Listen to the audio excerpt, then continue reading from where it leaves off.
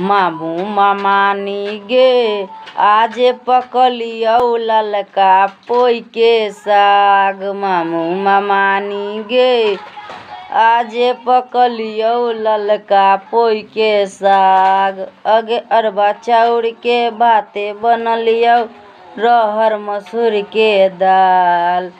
अगे अरबा चाउर के भाते बनलियौ रहर मसूर के दाल। अगे सिंघी मछरिया के तरकारी बनलियौ बाप रे। अगे सिंघी मछरिया के तरकारी बनलियौ बाप रे। नेमुआ के अचार मामू मामानी गे आज पकलियौ ललका पोई के साग। मामू मामानी गे आज पकलियौ ललका पोई के साग। ना मोरा पियावा आतर के पातर ना मोरा पियावा चोर। ना मोरा पियावा आतर के पातर ना मोरा पियावा चोर। आगे ना मोरा पियावा तरवा के मारल बाप रे।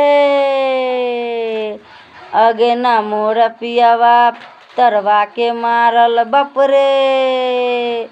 आ बीचे सरकिया सोर मामू मामानी गे आज पकलियौ ललका पोई के साग। मामू मामानी गे आज पकलियौ ललका पोई के साग।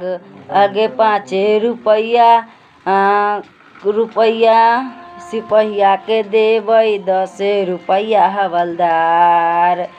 आगे 10 रुपया कमिश्नरवा के देबै पियावा के लेबै छुराई। मामू मामानी गे आज पकलियौ ललका पोई के साग। मामू मामानी गे आज पकलियौ ललका पोई के साग।